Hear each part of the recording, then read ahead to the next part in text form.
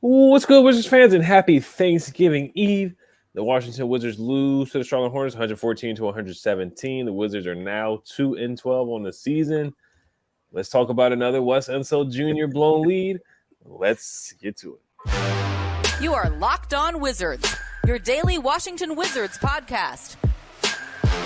Part of the Locked On Podcast Network. Your team every day.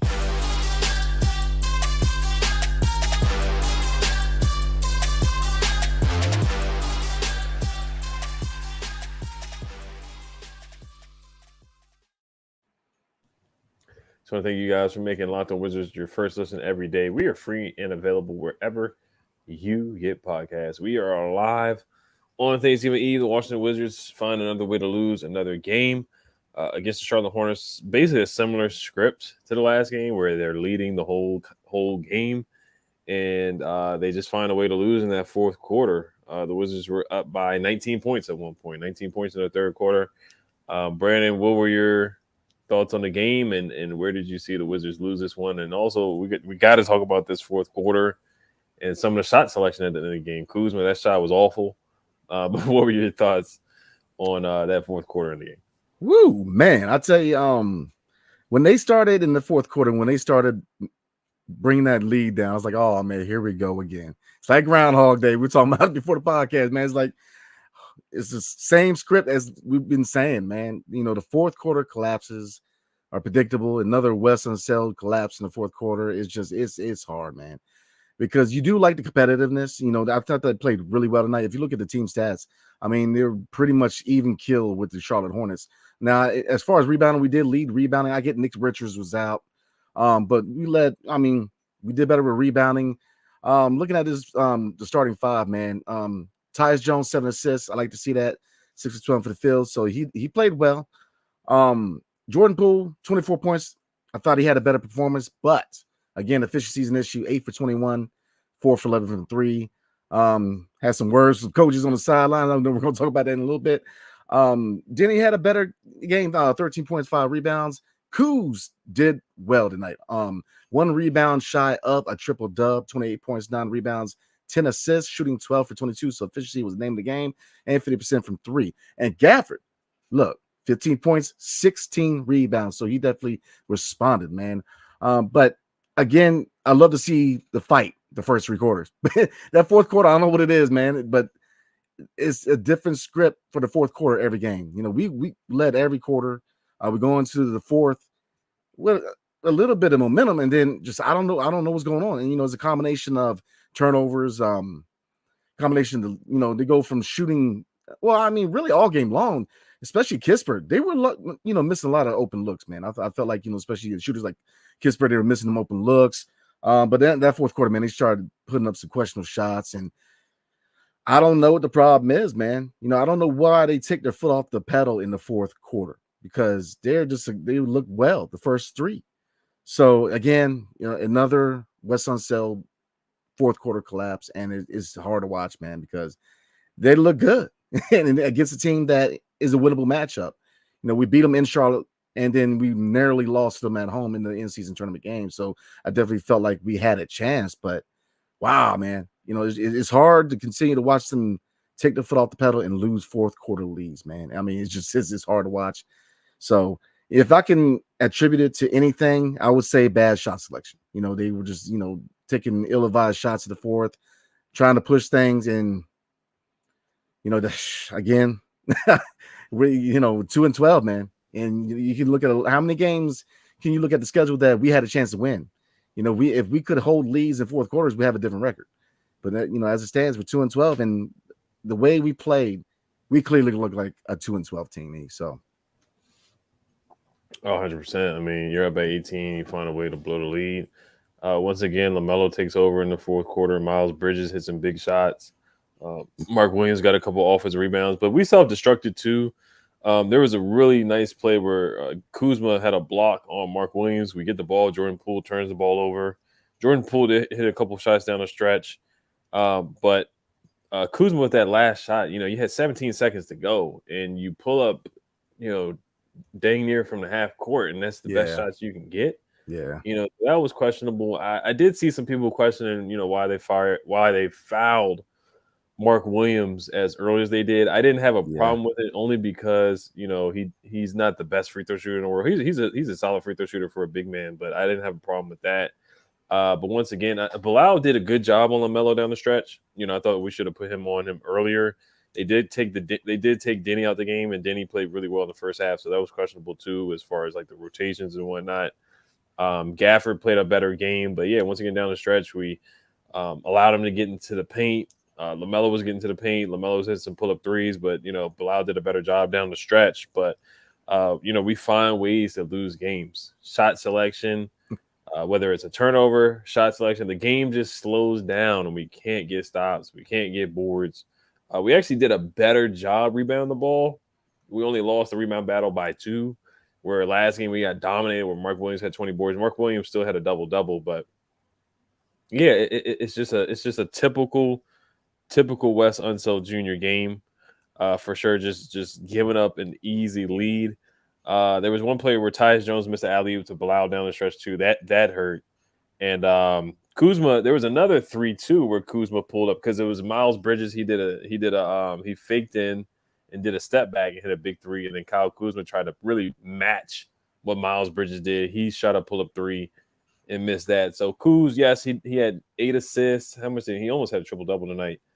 So, Kuz had 28 points, 10 assists, and 9 boards. Yes, he was facilitating, but there were times down the stretch where, we call him Clutch Kuz, but definitely had some hero ball shots. I get it. He has that greenness of light like him and Jordan Poole talked about before the season started, but there were some times where they definitely could have got better shots, where they could have went to the basket, where Kuz could have went to the basket, where it was unnecessary for him to shoot a pull-up 3. So that was something that really hurt them down the stretch too. But as far as like them losing a lead, it's just things that we see all the time. And Wes Unseld Jr., he's the common denominator in it. The Clippers lost, the loss earlier to the Hornets.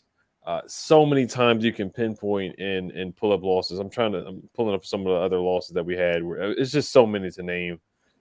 Toronto, where we had a 23-point lead, 22-point lead blown against the Charlotte Hornets this year, 19-point blown lead against Charlotte again. So 3 games where you can look at where they've been up by 19 and they've blown the leads. So this is, I can't point the finger at anybody else, but Wes and the players had something to do with it, but it's just Wes is the guy that's here all the time when we have these blown leads. I mean, you have no choice but to look at Wes, man. I mean, it's 3 years in a row where you're dealing with 4th quarter losses, man. Like, you know what I mean? Like, is he not drawing up plays? I mean, it just seems like they're just, just doing whatever they want in clutch time, man. It looks like they're not drawing up any plays. It's abysmal, man. It's tough to watch because, there's been plenty of games this season where we've been competitive enough to where we should have won those games. And we look like a 2-12 team. We just do. We're terrible at rebounding. We're terrible at defense.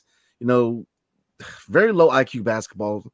I mean, it's just, ill-advised shots. We look like a 2-12 team. And, so the tank job is definitely commencing because we're definitely shooting for stars, man, as far as the draft. We definitely want to get a top 5 pick because we're just not a good team, man, because it starts from coaching, in the top-down approach, man. It starts with your coach. Why are you not getting into these guys? It's just, I don't know, man. I mean, Wes, I was very, very skeptical about them giving him the 4th-year option because I don't think he's done enough to warrant that. I mean, year 3, same issues. He has not evolved at all as a coach. It's been the same script from year 1 to year 3. He has not evolved at all. Still terrible rotations. I mean, he's too stuck on the same lineup.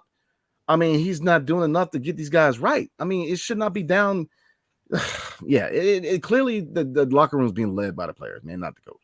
I mean, I just don't. I mean, another 4th quarter collapse. It's frustrating, man, because we really had a chance in this game. So yeah, I'm rolling with the blame is going to Wes Unseld. And you're looking at the players. Yeah, Jordan Poole is straight trash to defense. Yeah, absolutely. Efficiency an issue. Kuz, ill-advised shots. But coaching, it starts with the coach, man. Your players are the example of coaching. So I don't know how long they're going to continue to see this from West, because at a certain point, man, rebuilding or not, you've got to have some competency to hit coaching position, man. And he ain't it, in my opinion. So you're going to continue to, you're going to continue to see this crap in the fourth quarter because he's not making the necessary adjustments. I think about every game, man, that, you look at other teams make adjustments after halftime. We don't. We roll with what we're doing in the first two, and it's like there's no adjustments at halftime. So he ain't it. He ain't it. I mean, that's where I stand. He ain't it. So no, he definitely isn't it. And I thought they rewarded him very early with picking up his fourth-year option, and bringing him back was definitely a head-scratching move, an interesting move. But I think he will probably be like Steven Silas for the Rockets, and I don't think he's going to be here. He may be here next year to start off, but he probably won't finish the season, or they'll let him go after the fourth year. But yeah, another disappointing loss. Definitely winnable game. Thought Gafford played better, but we're going to talk about some of the young guys like Bilal. I thought Bilal had some good moments here. But before we do that, we got a quick word about the national YouTube channel. Locked On has launched the first ever national sports 24/7 streaming channel on YouTube. Locked On Sports Today is here for you 24/7, covering the top sports stories of the day with the local experts of Locked On, plus our national shows covering every league. Go to Locked On Sports Today on YouTube and subscribe to the first ever national sports 24/7 streaming channel. All right, so what were your thoughts on Bilal today? Bilal did get injured with a couple of seconds left. I want to say it was like a minute left, or no, I think it was like 17 seconds left or something like that. I gotta look it up and see where he got injured. But what were your thoughts on Bilal? And I thought Denny played a good first half. Didn't see him much in the second half, but I thought he played a pretty darn good first half. But what were your thoughts on some other guys like Tyus, Denny, and Gaff? Shamit had a few moments out there in Bilal. And Johnny Davis got his 5 min't. His 5 minutes of fame, right? Right, yeah, no, he put up a Tony Snell number and Davis Bertans zeros across the board. But I won't, go in on him like we did with Bertans when Bertans put up zeros across the board. You got to talk about Gallo too. Gallo had a rough game, but Johnny only played 5 minutes, so I'm not going to give him too much of a hard time about putting up 0 points. Oh Lord, you mentioned Bertans. Oh God, I don't want to think about Bertans, man. But I mean, look at the Bilal. I mean, he continues to impress me. Around 19 minutes and 97 points, 2 for 6, 0 for 2 from 3. But he continues to show more confidence in his offensive game. So I continue. I know 7 points, but the big question mark with Bilal, coming out of the draft and when we drafted him, man, was his offensive side, and he shows a lot of improvement as time goes on his offensive game. So we know what he can do defensively, but he continues to show improvement. Again, Jenny, I felt like he had a good game. He was efficient, 5 for 9 from the field, 1 for 2 from 3. I feel like, only 1 turnover. I feel like he had a really, again, just like Bilal, his offensive output impresses me. He's definitely looking more polished from the offensive side of the ball. And, his 3-point shot, man, releases faster and he's less hesitant to take it. So those are good signs for Denny going forward. Gaff, again, 16 rebounds. So he had a good night. He had a really good night. But looking at the bench real quick, Kispert, not the best night. You know what I mean? I mean, he did have 6 points, but he struggled for the field. 2 for 7 from the field overall. And that continues to be, other than really bad defense, having a roller coaster performance is kind of the MO with Kispert, man. Consistency has been a problem this season. And, there's some games where he's dropped them. And then when he's not, man, it becomes non-existent as far as his impact on the game. Shamit, he had a pretty good game. And then, looking at Gallinari, he was non-existent pretty much, 1 point in 13 minutes, 0 for 5 from the field. So, but looking at the young guys, man, Denny, Corey Kispert, Bilal, as far as Bilal and Denny, they continue to impress me as far as how far they've come in their offensive game, man. They continue to improve. And that's all you can really ask for them. But Kispert, man, we know that defensively he's just not a really good defender. He's often overmatched, but he has to find some consistency. If he has to find consistency because, like I said, when he's on, he's on, but when he's off, he is way off, man. So yeah, and then like I said, Johnny Davis can 5 minutes. It's kind of like they're messing with him, man. Like you put him in there 5 minutes, say, all right, there you go. 5 minutes is just, I don't understand, man. Why even why give him 5? I mean, either let him play or set him. I mean, 5 minutes is like he has no time to get his rhythm going, man. It's just I continue to question why they don't give him any more minutes. So like you said the last episode, with a lot of these veteran guys like Gallo and Tyus Jones and Shamet being kind of pursued by other teams, maybe we see a trade earlier than the deadline, and maybe at that point you'll see some more minutes for Johnny Davis. And I hope that's the case, man, because if you really wait to the deadline to start giving him minutes, man, his confidence is shattered. And you're not really, and you just pretty much waited a half a season to start giving him consistent minutes, which, as far as development, just it makes no sense. So, but yeah, overall, I mean, I hate to say, a moral victory, but you see improvement from the guys that you want to see improvement from. So I guess that's a plus in my book. But I mean, the fourth quarter, man. So yeah. As far as Bilal, I thought he got to the basket early and often. Going up against Brandon Miller, he definitely targeted him and made sure to go right at him. So I love the aggressiveness in the first half. Same thing with Denny. I just didn't see it continue in the second half. Now, Denny didn't really play much in the fourth quarter. I'm not sure why West made that decision, but I thought Denny offensively had a solid game, 13 points, 5 for 9 from the field, 5 boards, and, you could have used him defensively just playing both these guys because Bilal did a good job on LaMelo Ball. LaMelo Ball airballed in the fourth quarter, too, down the stretch, and I thought Bilal did a good job making that happen. Tyus, 13 points. The alley-oop was bad, and Bilal, it was tough to pinpoint, whose fault it was on that alley-oop, but that really hurt them. Every point counts since they lost by 3. Tyus put up 13, 7 assists. So I thought he did a good job, keeping his trade value where it is and not hurting it, keeping it up. So a team like Miami may pull the trigger and trade for him. Gallo was pretty awful today, 0 for 5, shot an air ball in the beginning of the game. I saw that, 5 boards, so he didn't help his trade value at all. So that's just the way I'm going to look at these guys, whether they help or hurt their trade value at this point. Corey Kispert, 2 for 7 from the field, 6 points, 4 boards. Had a couple moments here and there, not his best game, but kind of just kind of steady Eddie out there. Shamet, he had some good moments, 7 points.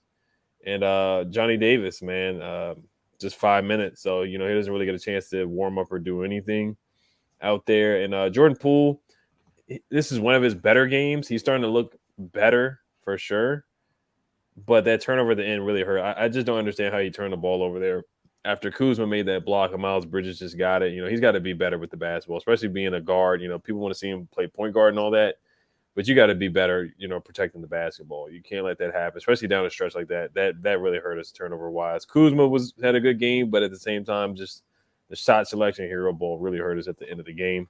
But I get it. He's made big shots. So he feels like he has the confidence and, he can take shots like that. But at the same time, it's like shots like that can shoot us out of a game for sure, when you can definitely get better shots down the stretch. But we're going to get to some comments. We see one from WizKids talking about, he was at the game and he talked about a situation with Jordan Poole. But before we do get to that, make sure you guys check out the first ever national sports 24/7 streaming channel on YouTube. Locked On Sports Today is here for you 24/7, covering the top sports stories of the day with the local experts of Locked On, plus our national shows covering every league. Go to Locked On Sports Today on YouTube and subscribe to the first ever national sports 24/7 streaming channel. All right, so we're going to get to comments here. The first one is from WizKids. He says, hey, at Locked On Wizards, or Locked On Wizard, Brandon and Ed, I'm at the game in Charlotte tonight. Wanted y'all to know, in case it wasn't shown on TV, Jordan Poole and one of the coaches was arguing pretty bad. Poole looks really mad. What are your thoughts on that, Brandon? I mean, it's not the first time you've seen really bad body language from Jordan Poole at the bench, man. I'm not surprised because I've seen a few people on Twitter that kind of said that too. That they saw him arguing. It's not a good sign, man. I mean, I was thinking about this not too long ago, man. Like, it's with the immaturity and all the mess with the bench, man. Do we get to a point where we might have to attach a first rounder to get him up out of here? Because it doesn't look like he wants to be here, man. I mean, arguing with coaches, throwing towels, people got to tell you to pay attention, the bad body language, the immaturity is just, he's got to get right, man, for us to have any chance at flipping him. Because I think, in my mind, I hate to say this, man, because I was really high on Jordan Poole when we acquired him from Golden State, man. But at this point, I look at him as an asset. Eventually, we're going to have to move on for him because I just don't picture him as a cornerstone anymore or a part of the foundation. I just don't. I don't think he wants to be here. But for us to flip him without having to attach a first-round pick or take on a bad contract, we got to get him straight to the point where he can at least act right long enough for him to have some value so we can flip him. But I'm just not surprised, man. For somebody who we thought was going to be a leader, that's not a leadership mood, man. You cannot, that's a bad look. So, yeah, WizKid said he was there, so I don't know which coach he was arguing with. Was it David Vanderpool? Was it Brian Keefe? Was it Wes? Who? Or he said he said one of the coaches. So it was probably an assistant coach. So who was it with? This is another time where he's had a sideline or bench antic. I haven't seen anything on Twitter. I haven't seen any videos, but I'm pretty sure somebody will put it on TikTok, just like they did when he wasn't paying attention to the play that West was drawing up. So this was one of his better games, and it still wasn't really a great game. How many turnovers did he end up with tonight? He had 3 turnovers, which is on par for what he usually gets. He had 2 assists and 3 turnovers, so he had a negative in the assist to turnover ratio. There was a stat where he has like the worst plus minus in the history of the NBA since they've been tracking the stat for the first 12 or 13 games of the season. So but he's starting to play better. He did get to the basket one time. Ish Smith was guarding him and he just went to the basket. It's stuff like when somebody's like that is guarding you, get to the basket on Ish Smith. He's 5'10". Get to the basket every time. And that's the thing with him. He's selling for these threes and side step threes, taking some tough shots. His shot selection has gotten a little bit better. The floaters, they're just not falling for him, but he's taking better shots. I do think he has calmed down with some of the Shaq and the Fool stuff as far as like throwing off the backboard, getting blocked by Porzingis, those kind of plays.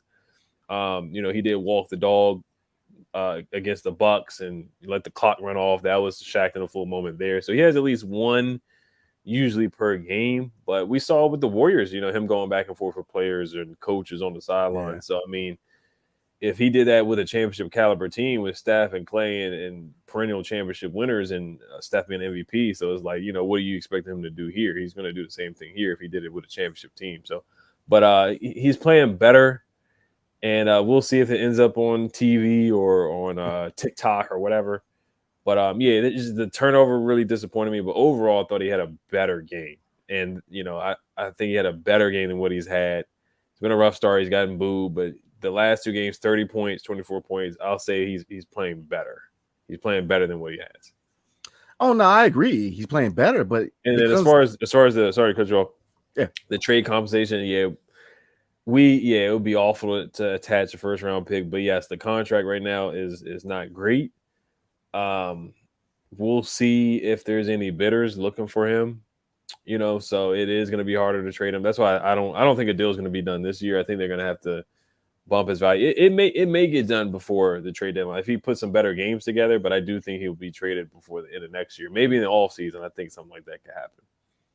Yeah, I see some comments to say why attach a pick? Because it's a bad contract. To get rid of a bad contract.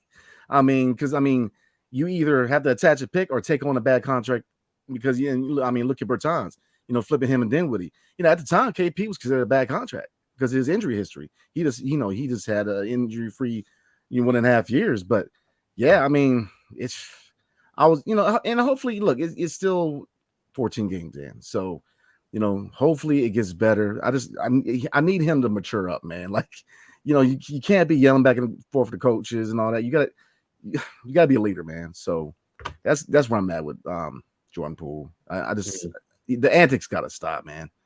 Mm-hmm. Right. All right. Let's see here.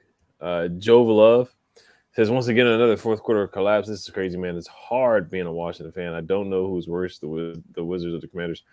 It's a tough one. That's a really tough one. It's going to be a tough game tomorrow on Thanksgiving for the Commanders for sure. And that's a good question. I probably say the Wizards are worse. The Commanders are bad too, but the Wizards are worse because I don't know where the Wizards are going to get 10 wins this year. I don't see it happening. I think they may be 10-72 at best, and the Commanders will probably be 5-12. Yeah, I mean, here's the thing: we know they're going to be bad, and like I said, I've been looking at a few comments where they said, it's right on line with what we're trying to do. But here's the thing, man: you got to show some kind of effort. I'd rather you go out there and play hard, and then if you take an L, you take an L. But everybody keeps talking about culture. It's not a good culture if you're just giving up and giving up fourth quarter collapses and you don't care, and it's not the culture, because a rebuild starts with culture, and right now with his antics and people not taking it serious, man, that's not a right culture, because it's hopefully he figures it out. Jordan Poole, that is, because right now it's looking like a bad contract, and you kind of look at that trade from Golden State differently now. Why were they so freely willing to give away a young guy who has in his prime? Well, we see, because it's the antics, it's the attitude, it's just you got to at least play. That's culture, man. Please play. Play hard, man. I get it. We're not very good, man, but it's just we gotta care. It just Chris Miller. Shout out to Chris Miller, man, because we just had an episode where we said that they the organization wants him to talk more positive. He came out and he said, "Look, they're lost in the sauce on defense. You just stare. You're looking in wherever, man, and that's how they look on defense. This team is lost. It's like they have no idea what they're doing on defense, man. The rotations are slow. I mean, every team is able to find open shooters on the perimeter on us with ease because they're so slow rotating, man. It's hard to watch. I don't know what's worse, rebounding or the defense, man, or restless rotations. It is hard to watch. So, I mean, I get it. We're bad, and that's the whole point. But to me, you have to show effort, because that's cartoonish in my opinion, man, just to not care. So, yeah, it's like they can't go to park car out there right now. No. Josh Cotton says, "Good tank fellas, West is the man for the job." That is 100% true right there. Desan said that another 18-point blown lead, and this was one of the most disgusting losses I've seen. Jordan Poole arguing with coaches. Corey missing layups, horrible turnovers, and dumb fouls. Kuz played awful. And that's the thing. So I don't think Kuz played awful. I just think the decision making down the stretch was really bad. That was one of the worst shots I've seen at the end of a game, and he's better than that. We've seen clutch Kuz before. Yeah. We've seen him take good shots at the end of the game. So that was disappointing there. Just a hero ball from him. But yes, I thought he did a great job facilitating. 10 assists, 9 boards, 28 points. He came through. He had a nice step through, a layup down the stretch, but that shot was one of the worst shots I've ever seen in my life. I don't know. Wes drew that up. Was like, hey, Wes, just get the ball at the top of the key and just throw it up. But yeah, that was pretty bad. And man, if he drew that up, dude, like he need to be gone tomorrow, man. Like that's terrible play. I mean, it's just, yeah. I mean, his lack of drawn up plays and the confusion in clutch moments is just hard to watch, man. Because the one game where Kuz steps out of bounds, it's like they have no strategy as far as clutch time, man. I mean, that goes back to coaching. You don't know, you have no plan in clutch time. That is it. Yeah. it's very questionable as far as how long really are they going to stick with West, man? I mean, you see, he has not evolved. He has not changed what he does as a coach, and it's the same mistakes over and over and over, man. So, right. Let's see here. Then before life says fire West and trade everyone except for Blau and Denny. Let's see here. Bullets Nation says, I don't know what's worse, seeing Poole yell at his coaches or watch Corey play zero defense and then proceed to miss a layup. Horrible way to end the game. Yeah. Agree on all points. All right. We'll read one or two more here. Thank you guys for tuning in on Thanksgiving. There's a lot of comments here, 80 people in the chat as well, so I'm trying to catch up to some of these comments here.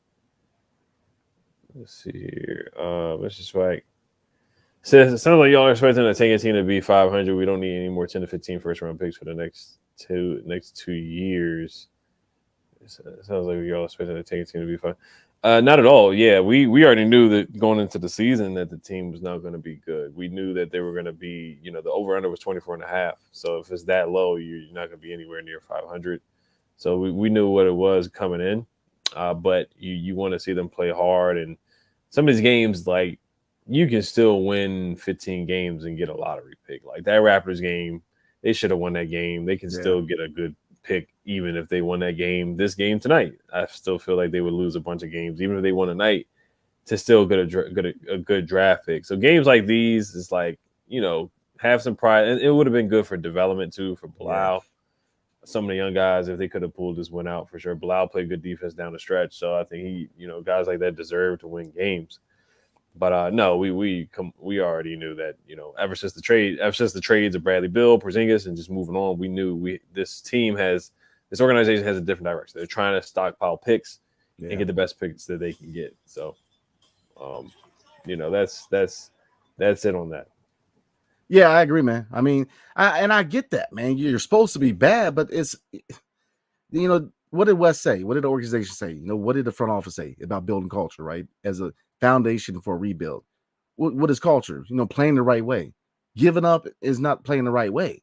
You can try. If they play hard and they still catch a bunch of L's, I'm cool with that, because at least you're showing the work ethic that is required to instill the culture needed to go from a tanking team to a contender. Because if you don't change those antics, man, you're not gonna be a contender, because that does not equal success. So I get, man, we're bad, but at least lose the right way, man. Try. So right. Some of these questions we'll definitely talk about next week. Somebody asked about Jared Butler. What's your perspective on Jared Butler not playing? He's been in the G League. Same thing with Ryan Rollins. Same thing with Pat Bowman Jr., Eugene. He's been bouncing back and forth from the G League as well. So let's see if there's anything else. But, it looks like we're just going to talk about some of this stuff on next week, because we are going to enjoy the Thanksgiving holiday for sure. We will be recapping some of the games coming up on the weekend. Let's see who they play this weekend. We won't do a preview. I just want to see who they play.